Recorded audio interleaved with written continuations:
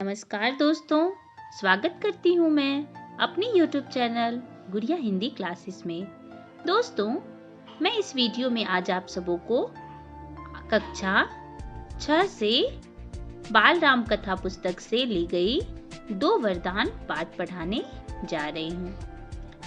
आप सबों के लिए यह पाठ बहुत ही रोचक है क्योंकि इसमें जो स्टोरी है यह हमारे भारतीय संस्कृति से संबंधित है।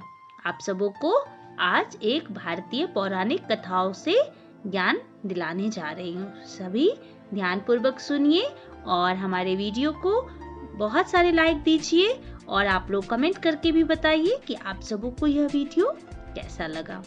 तो आज मैं आप सबों को पाठ 3 2 वरदान पढ़ाने जा रही हूँ।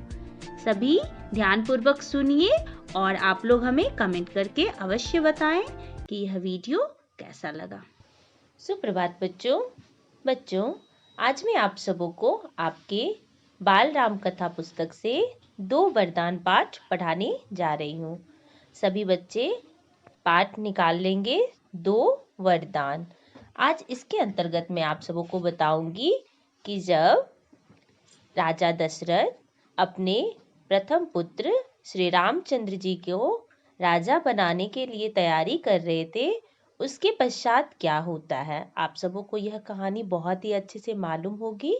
सारे बच्चों ने टीवी सीरियल में भी देखा होगा और अपने घर के सभी बुजुर्ग वृद्ध से भी सुने होंगे इसकी कहानी के बारे में। तो आज मैं आप सबों को आपके पाठ्य पुस्तक के अंतर्गत बताने जा रही हूँ कि राजा दशरथ अब वृद्ध हो चले हैं, यानी कि अब वह उनका एक एज हो गया है।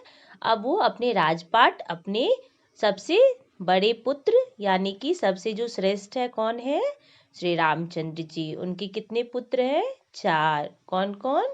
राम, भरत, लक्ष्मण और शत्रुघ्न। कितने पुत्र हैं? 4। उसमें से सबसे बड़े कौन है? श्री रामचंद्र जी। उनकी माता का नाम क्या है? कौशल्या। तो आप सबों को याद होगी कि रामचंद्र जी को अब क्या कराने जा रहे हैं राजा दशरथ? तो राजा बनाने की तैयारी कर रहे हैं। राम की विनम्रता, विद्वता और पराक्रम से सभी प्रभावित थे, यानी कि जो राजमहल और बाहर के जितने भी लोग थे सभी राम के पराक्रम, विद्वता और उनकी विनम्रता से सभी क्या थे? प्रभावित थे। अतएव राजा दशरथ राम का राज्याभिषेक करना चाहते थे। राज्याभिषेक क्या होता है? जब राजपाट दे दिया जाता है और अपना राजभार दूसरों को जब सौंपते हैं तो क्या होता है? राज्याभिषेक। तो राजा दशरथ क्या करवाना चाहते थे? श्री रामचंद्र जी का राज्याभिषेक करवाना चाहते थे। इसके लिए उनके जो गुरु थे मुनि वशिष्ठ, उसके पास जाकर के विचार विमर्श के बाद उन्होंने दरबारियों से भी राम का राज्याभिषेक करने के विषय में राय जाननी चाही। उन्होंने भी राजा के प्रस्ताव का स्वागत किया। राम का राज्याभिषेक करने की तैयारियां शुरू कर दी गई। उस समय भरत और शत्रुघ्न तब अपने ननिहाल में थे। ननिहाल किसको बोलते हैं?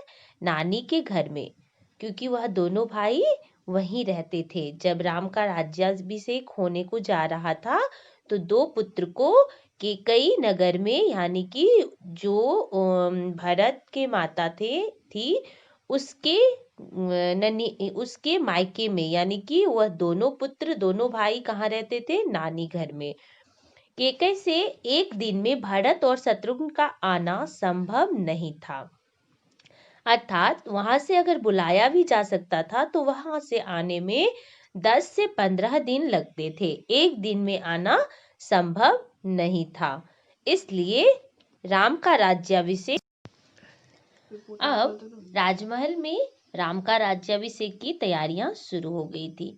सभी लोग बहुत ही प्रसन्न थे कि अब राम राजा बन जाएंगे, हम लोगों का राम राज हो जाएगा। राम बहुत ही विद्वान थे, विनम्र थे, उनके जैसा अब आज तक कोई भी राजा नहीं रहा।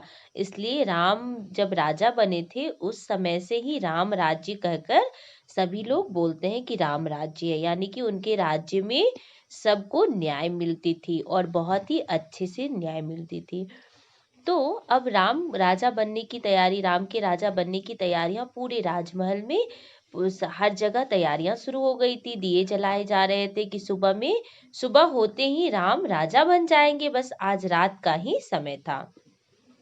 लेकिन क्या जाने कि मंथरा जो थी केकई की दासी थी और वह देखना ही नहीं चाह रही थी कि राम राजा बने। पता नहीं उसके मन में ऐसी भावना क्यों आ गई कि राम क्यों राजा बन रहे हैं, जबकि सभी भाई एक थे। राम, लक्ष्मण, भरत, शत्रुघ्न सभी चारों भाई एक समान थे। राजा दशरथ के लिए किसी भी पुत्र के बारे में कुछ सोचते ही नहीं थे। सभी पुत्र को एक समान मानते थे और तीनों माताएं भी एक समान मानते थे। लेकिन जो उसकी दासी थी, केकई की दासी थी, वह भी केकई के साथ ही आई थी और वह महल में उसको राम की खुशी देखी नहीं गई। राम राजा बनने को जा रहे थे, यह खुशी उनसे बर्दाश्त ही नहीं हो पाया। उसके लिए वह केकई को क्या की, भड़का दी।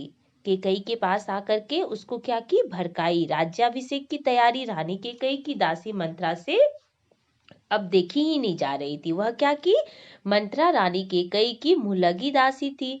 मंत्रा को राम का राज्याभिषेक का पूरा षड्यंत्र लगा कि यह जो है यह एक षड्यंत्र है, कि इसके लिए मतलब क्यों, जब भरत और शत्रुघ्न है ही नहीं तो राजा बनने की तैयारी आखिरकार क्यों चल रही है। इसका मतलब है कि सारा राजपाट अब राम का हो जाएगा और राजमाता जो है वह कौन बनेगी, वह कौशल्या बनेगी। मेरी केकई के लिए कुछ भी नहीं रहेगा। इसलिए मंत्रा को यह विचार आया कि ऐसा ही क्यों ना बताएं कि केकई के पुत्र भरत ही राजा बने। केकई को जाकर के भड़काना शुरू कर दे। उसने केकई से कहा, तुम्हारे सुखों का अंत होने को है। महाराज दशरथ ने राम का राज्याभिषेक करने का निश्चय किया है। केकई यह सुनकर बहुत ही प्रसन्न हुई और उसने अपने गले का हार उतारकर मंत्रा को दे दिया। पहले वो ऐसा नहीं थी। जब मंत्रा बहुत भड़काई तो उसके बाद उसकी नियत में भी खोट आ गया था, क्योंकि होनी जो था होनी को कोई टाल नहीं सकता। मंत्रा उसको क्या की, बार बार एक ही शब्द बता करके उसके मन को मोह ली और केकई भी वही बोलने लगी जो मंत्रा बोल रही थी। अर्थात मंत्रा ने केकई के वह 2 वरदान याद दिलाए जब कभी भी राजा दशरथ केकई को दिए हो, और वह वर वह मांगी नहीं थी और बोली थी कि समय आने पर मैं मांग लूंगी। तो मंत्रा क्या की, केकई को क्या कर रही थी, भड़का रही थी। लेकिन यह सुन करके कि राम राजा बन रहे हैं तो केकई क्या हुई, प्रसन्न हुई और अपने गले का हार उतार करके मंत्रा को दी थी। पर मंत्रा ने उसे भड़काते हुए कहा, रानी तुम्हारी मति मारी गई है।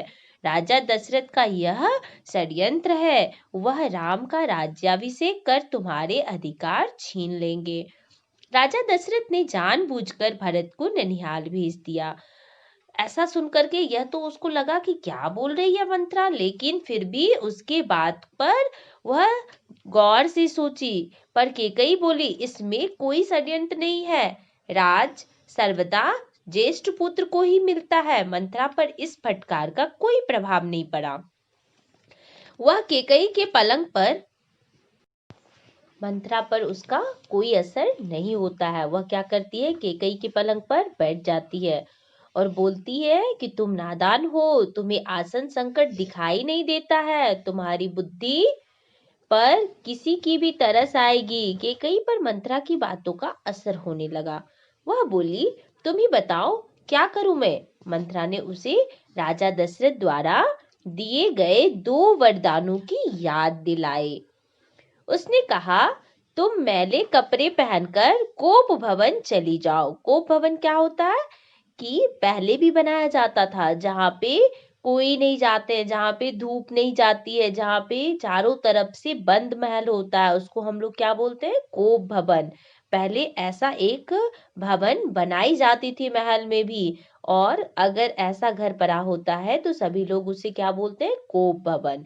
तो मंत्रा क्या बोली कोप भवन चली जाओ। क्या पहनकर? मैले कपड़े पहनकर। वह तो रानी थी। अगर रानी कपड़े गंदे पहन ले और अपनी जो भी मुकुट या फिर जो उनके गहने जेवर होते हैं वह सब उतार लेते हैं, तो फिर इसका मतलब होता है कि वह कोई परेशानी में है। तो ऐसा अगर राजा दशरथ देखेंगे तो फिर उनपे बहुत ही बुरा प्रभाव पड़ेगा और वह जरूर पूछेंगे कि आखिरकार रानी उदास क्यों है। फिर यह सुनकर के रानी का जो मन था वह बदल जाता है। रानी भी सोचने लगती है कि मंत्रा शायद सही कह रही है। महाराज दशरथ को आने पर उन्हें पिछली बातें याद दिलाने के लिए भी बोलती है और अपने दोनों बचने मांग लेने के लिए कौन बोलती है? मंत्रा। किससे? केकई से।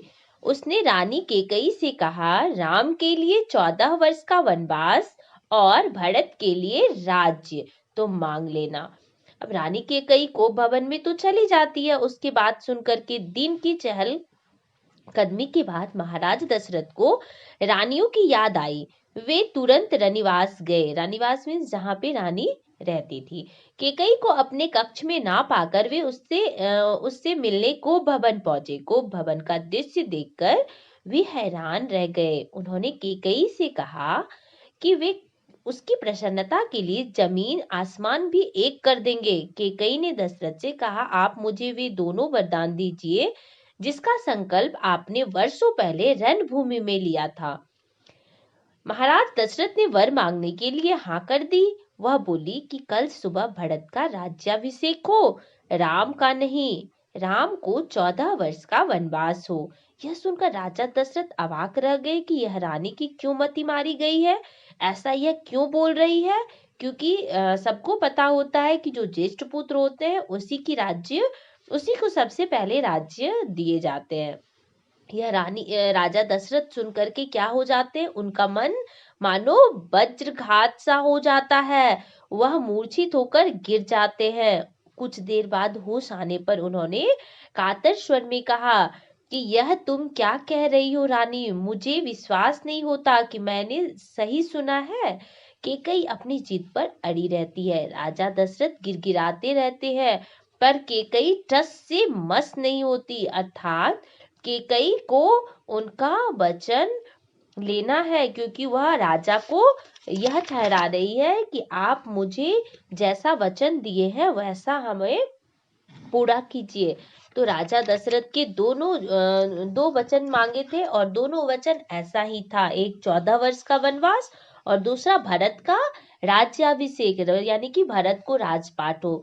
दोनों वचन ऐसा था कि राजा दशरथ देने में कोई भी हिचकिचा सकते हैं। वह तो महाराज दशरथ थे और अपने पुत्र को दे करके और राम के अलावा वह भरत को भी दे सकते थे। लेकिन यह बात राम को कैसे बताते राजा भरत? क्योंकि राम को पता था कि कल सुबह उनकी राज्याभिषेक होने को जा रही है, उसकी तैयारियां चल रही थी। और अभी क्या हो रही है महल में?